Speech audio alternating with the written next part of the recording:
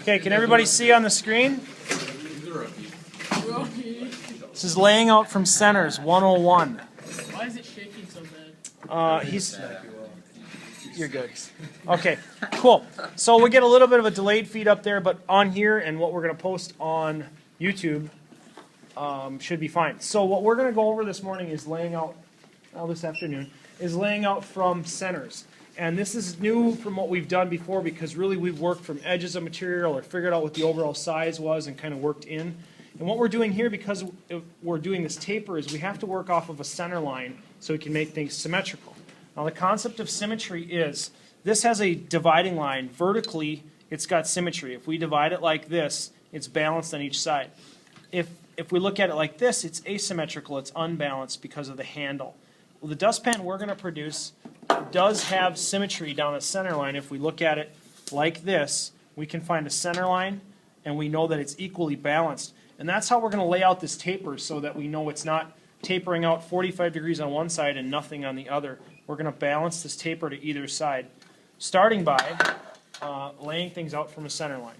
And when I build a lot of things, I will work off of a center mark because I want things to be balanced, symmetrical.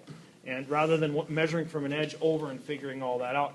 So first thing I'm going to do is figure out how wide the paper is. It's 18 inches. I'm going to make a mark at the top at 9. You have to come up with better, smart remarks than that. Okay? Are you sure it's 9? Really? That's the best you can do? Wow.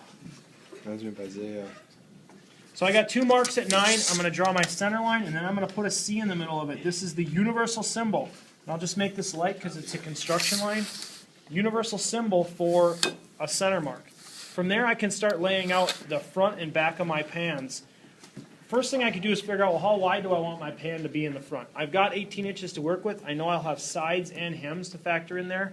Let's see what this one is. This one is about thereabouts, 13.5. So let's go 14 in the front so we can use the majority of the material. So if I go 14 in the front, I'm going to put my mark on 7, and I'm going to make a mark over here at 0, and a mark over here at 14, and those are what I'm going to taper to.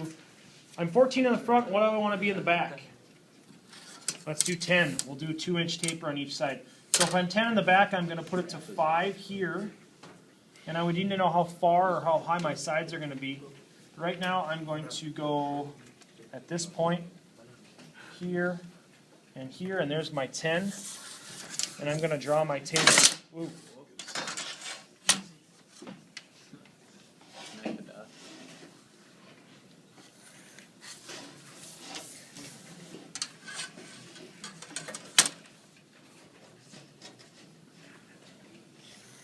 So I've got my opening right now with my 2 tapers. I'm symmetrical either way. Yeah, you can pretty much see that. Okay. And the next thing I would need to do is figure out my side heights and my back height. And I'm going to figure out my back height first because that's what I'm going to start with. So on this particular pan, I have a back height of 2 inches with a 1/2 inch hem. So that means I have to have 2.5 inches before I get to the edge of the material. And if I look at what I've got here, I've only got 2 to what I marked for my 10-inch opening. So I will just knock this down to 1.5 inches height for the back side and a 1/2 inch hem. So here's my back height right there is 1.5 inches. I'm going to go over here and mark 1.5 inches.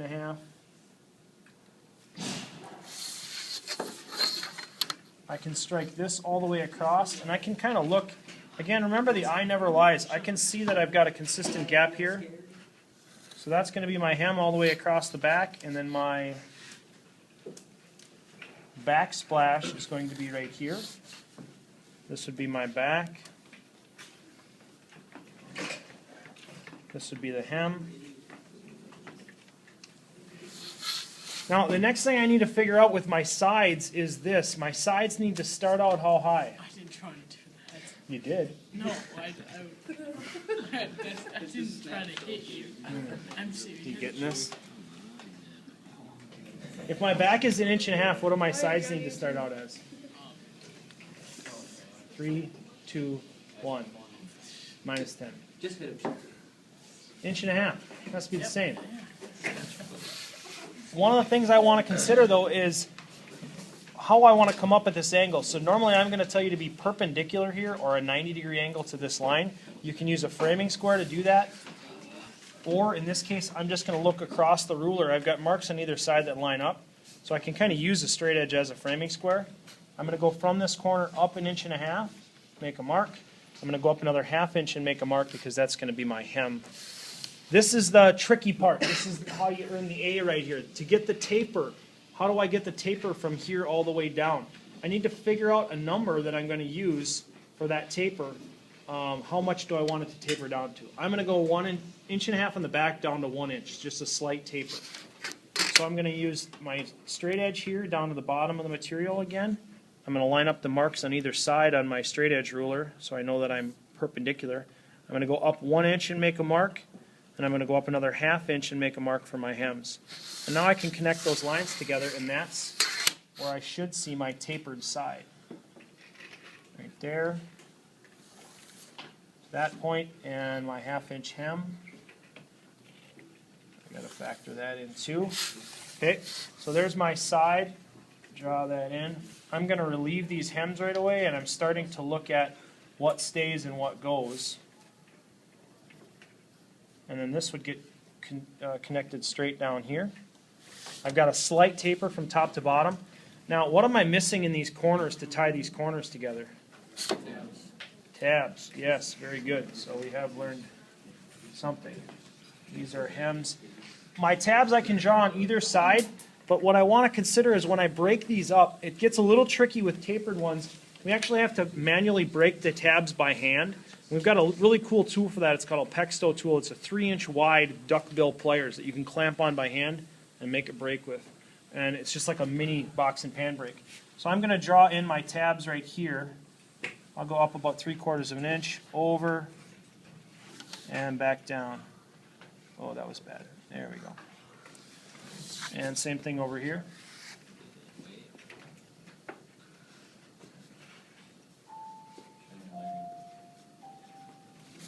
So there's a tab. There's a tab. What else do I need to know? Hey, at least you're, in your head, trying. You're trying in your head. I gotta lay out the other side. One of the first things that people do is they lay this out, they cut this out with scissors, and then when they do this in tin or sheet metal, they cut it out with a tin snips as well. We can take this over on the shear and line up this edge and shear away all this material with one fell swoop. Shear this edge and shear this edge so we have straight edges. We should never cut the front edge. We should never cut the front edge of our pan by hand because it's going to be all bent up and messed up. We always want to shear that edge so that the front edge of our pan is a good, clean edge. Now, this is sharp, right? But it's also nice because it'll lay flat to the ground. It's one of the advantages of the Sabre dust pan. It works. It doesn't have some huge plastic lip in the front that you can't actually sweep stuff over. It's low pro. It gets down, it does the work, okay? Is it dangerous? Yeah, somewhat, but we'll take some sandpaper and we'll actually soften this by hand and it'll make it a lot less sharp. Okay? So this is some basic layout on centers. I would cut this out then, cut this material away, bend it up, tape it up, and bring it up to your sensei, offer it to the village, see what the village says. If it's good to go in paper, then we'll build it in sheet metal. Any questions? Nice. See.